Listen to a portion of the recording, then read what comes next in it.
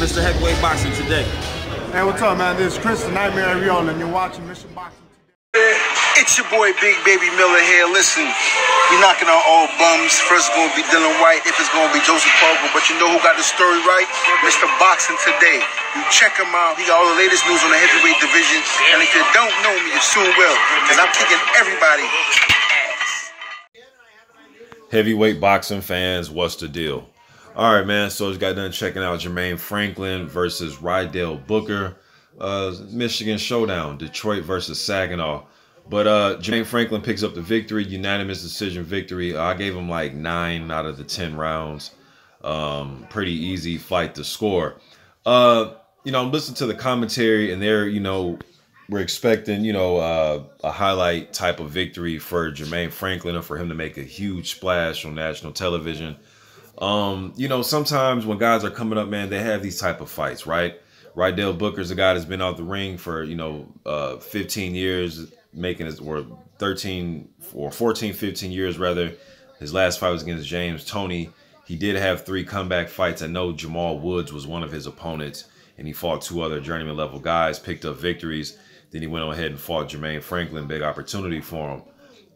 You know, Booker was a good amateur in the late 90s. He was undefeated. He was undefeated going into the James Toney fight. Only had that 1 defeat in his whole career.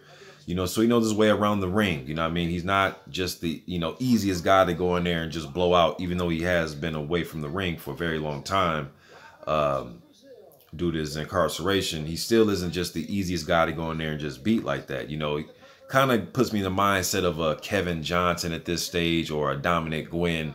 Guys that know how to survive. They were, you know, undefeated prospects once upon a time in their careers coming up.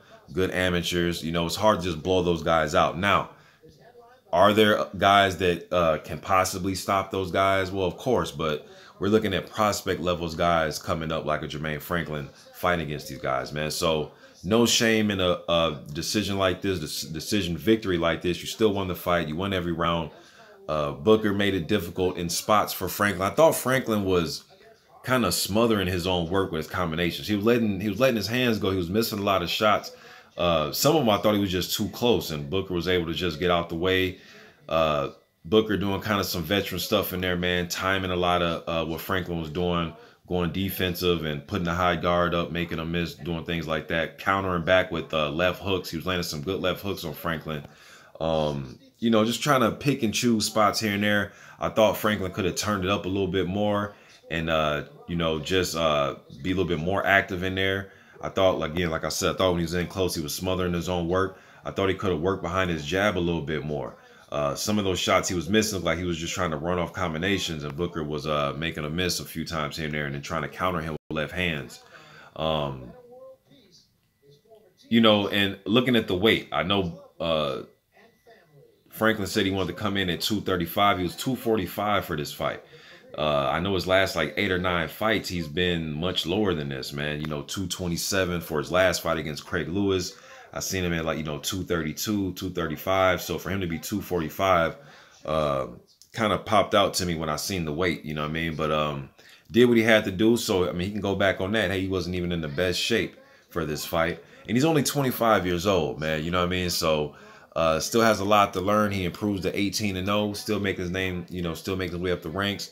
And would like to see him against somebody that's kind of in the same position as him, undefeated prospect level guy, you know, trying to cross over to be a contender. I would like to see that type of fight. If not, hey, man, keep, you know, get in there with somebody else like this, like a Kevin Johnson or somebody like that, where you'll get more rounds, guys that are savvy, they know how to survive as you work your way up the ranks, all right? Then eventually like to see him in there, like I said, with somebody like a Junior Fa, or, you know, maybe like a Zhang Ji or somebody like that. You know what I mean? I think that'd be an entertaining. Tyrone Spong, Otto Wallen, who's also on this card. Would love to see them fight. You know what I mean? Where you're in there with somebody that's not just going to be defensive, somebody that wants to, you know, again, they undefeated just like you. They'll probably come out there, be more, a little bit more offensive minded and open up a little bit more. Those tend to make for more exciting fights. You know, guys have more on the line, and a loss would really set a guy, either one of those guys, back. You know what I mean? So would love to see Franklin fight a guy like that down the road. If it was next, shit, I'll take it next. You dig what I'm saying? But If it's like 2-3 fights from now, I wouldn't mind that. But just my quick thoughts on Jermaine Franklin and Rydell Booker. You guys leave me your thing in the comment section. I'm gone.